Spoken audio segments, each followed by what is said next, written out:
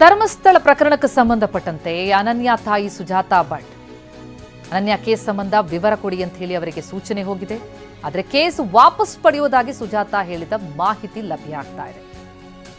ನನ್ನ ಮಗಳು ನಾಪತ್ತೆಯಾಗಿದ್ದಾಳೆ, ಹುಡುಕಿ ಕೊಡಿ ಅಂತ ದೂರು ಕೊಟ್ಟಿದ್ರು. ಟಿವಿ9ಗೆ ಎಸ್ಐಟಿ ಉನ್ನತ ಮೂಲಗಳಿಂದ ಅಧಿಕೃತ ಮಾಹಿತಿ ಲಭ್ಯ ಆಗ್ತಾ ಇದೆ. ಅನನ್ಯ ತಾಯಿ ಸುಜಾತಾ ಭಟ್ ಹಾಗಿದ್ರೆ ಕೇಸ್ ವಾಪಸ್ ಪಡಿತಾರಾ? ಕೇಸ್ ವಾಪಸ್ ಪಡೆಯೋದಾಗಿ ಸುಜಾತಾ ಹೇಳಿದ ಮಾಹಿತಿ, ಕೇಸ್ ವಾಪಸ್ ಬಗ್ಗೆ ಎಸ್ಐಟಿಗೂ ಮಾಹಿತಿ ಹೋಗಿಲ್ವಂತೆ.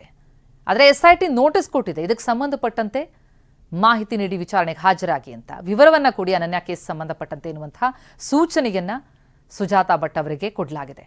ನನ್ನ ಮಗಳು ನಾಪತ್ತೆಯಾಗಿದ್ದಾಳೆ, ಆಕೆಯನ್ನು ಹುಡುಕಿ ಕೊಡಿ, ಆಕೆ ಅಸ್ಥಿ ಸಿಕ್ಕಿದ್ರೆ ಅದನ್ನಾದರೂ ಕೊಡಿ, ನಾನು ಅಂತ್ಯ ಸಂಸ್ಕಾರವನ್ನು ನೆರವೇರಿಸ್ತೇನೆ ಅನ್ನೋದು ಸುಜಾತಾ ಭಟ್ ಅವರ ಬೇಡಿಕೆಯಾಗಿತ್ತು.